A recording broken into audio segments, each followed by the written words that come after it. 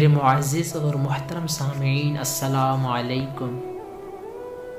بسم اللہ الرحمن الرحیم۔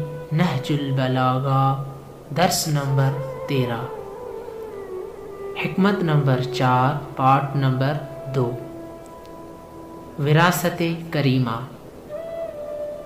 امام علی علیہ السلام اس چوتھی نمبر حکمت کے دوسرے حصے میں وراثت کریمہ کیا ہے اس کی نشاندہی فرماتے ہیں۔ بسم اللہ الرحمن الرحیم۔ قال الامام علی علیہ السلام والعلم وراثۃ کریمۃ۔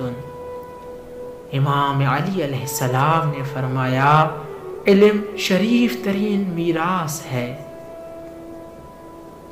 میراث کے اقسام۔ میراث کی 2 قسمیں ہیں۔ پہلا قسم میراث کا تعلق مادیات سے ہوتا ہے، جیسے کہ مال، دولت اور زمین وغیرہ۔ دوسرا قسم میراث کا تعلق معنویات سے ہوتا ہے، اور علم اس کی قسم ہے۔ علم کو میراث میں چھوڑنے کی فضیلت۔ علم ایک ایسی چیز ہے جس کا وجود دائمی اور ہمیشہ کے لیے ہوتا ہے، اور جس کا نتیجہ ہدایت اور بعد میں آنے والوں کے لیے کامیابی ہے۔ اور اسی طرح جس نے میراث میں اس علم کو چھوڑا ہے اس کے لیے بھی دنیا اور آخرت میں فائدہ مند ہے، جیسے کہ نبی کریم صلی اللہ علیہ وآلہ وسلم علم کو میراث میں چھوڑنے کی فضیلت اپنے فرمان میں بیان فرماتے ہیں۔ بسم اللہ الرحمن الرحیم۔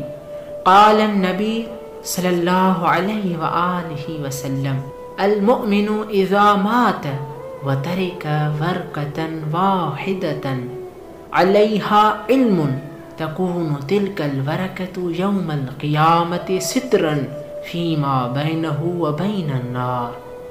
حضرت رسول اکرم صلی اللہ علیہ وآلہ وسلم نے فرمایا جب کوئی مومن مرتا ہے اور میراث میں ایک ورقہ چھوڑ کر جاتا ہے جس پر علم ہو، تو یہ ایک ورقہ قیامت کے دن اس کے لیے جہنم کی آگ اور اس کے درمیان پردے کی دیوار بنے گا۔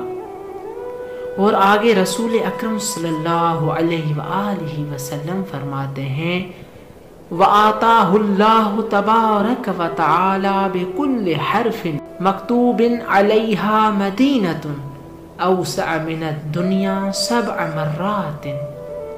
اور اللہ تعالیٰ اس ورقے پر لکھے ہوئے ہر حرف کے بدلے میں اسے قیامت کے دن ایک شہر عطا کرے گا جو شہر دنیا سے 7 گنا زیادہ وسیع ہوگا۔ کتاب مفتاح السعادہ فی شرح نہج البلاغہ، صفحہ نمبر 235۔ اللہم صلی علی محمد وآل محمد وعجل فرجہم۔